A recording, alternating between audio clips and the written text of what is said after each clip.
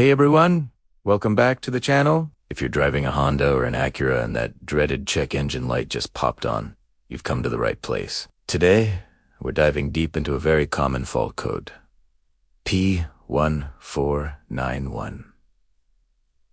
So, what exactly is P1491? In simple terms, it means EGA valve lift insufficient. Now, I know that sounds a bit technical, but stick with me, and we'll break it down so you can understand what's going on with your car.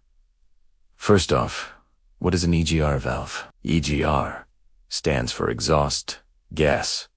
Its job is to take a small amount of exhaust gas and redirect it back into the engine cylinders. This process lowers combustion temperatures, which helps reduce the formation of harmful nitrogen oxides, or NOx emissions. So, it's a critical part of your car's emissions system. It helps your car run cleaner and protects our environment. The lift insufficient part of the code means your car's computer. The ECU has detected that the EGR valve isn't opening as much as it should, or perhaps not opening at all. There's a sensor inside the valve that measures how far it opens, and when the sensor's reading doesn't match what the ECU expects, it triggers the P1491 code and turns on your check engine light. So what are the common symptoms you might notice, besides the check engine light? Honestly, for this specific code, you might not notice any major driving issues. Your car could feel completely normal.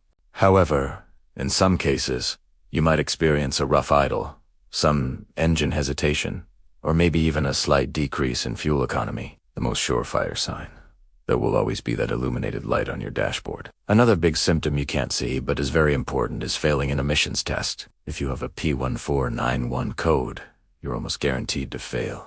Now, for the big question, what causes this P1491 code? The number one culprit, via long sought, is carbon buildup. Over time, carbon deposits from the exhaust gas can clog up the EGR valve itself and, more commonly, the EGR passages.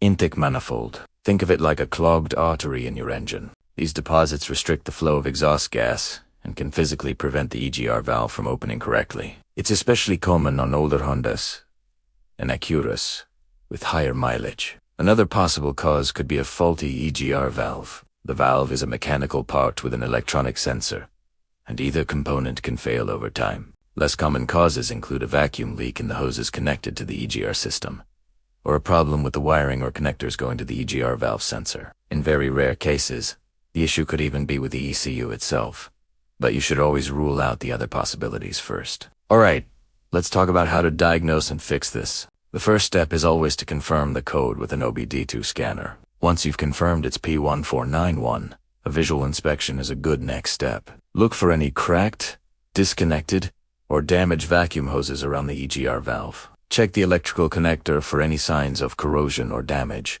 If everything looks okay visually, the next logical step is to address the most common cause.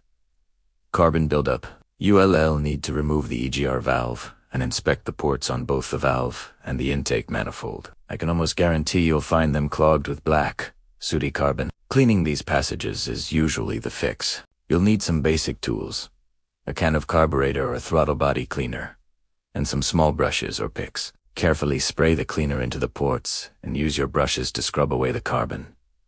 Be thorough. A tiny bit of leftover blockage can still cause the code to return. Make sure to clean the EGR valve's pintle and seat as well. Once everything is sparkling clean, reinstall the EGR valve with a new gasket. Always use a new gasket to prevent vacuum leaks. After reassembly, clear the fault code with your scanner and take the car for a good drive to see if the check engine light stays off. This process usually solves the P1491 issue for most people. If cleaning doesn't work, you may have a faulty EGR valve. You can test it by applying vacuum to its diaphragm to see if the pintle moves freely. If it's stuck or doesn't move, it's time to replace the entire valve assembly. While it might be tempting to just clean a faulty valve, sometimes the internal sensor has failed, and in that case, only a replacement will do the trick. Remember, tackling this yourself can save you a lot of money at the mechanic shop, and it's a really satisfying job to complete. If you found this video helpful, please give it a thumbs up.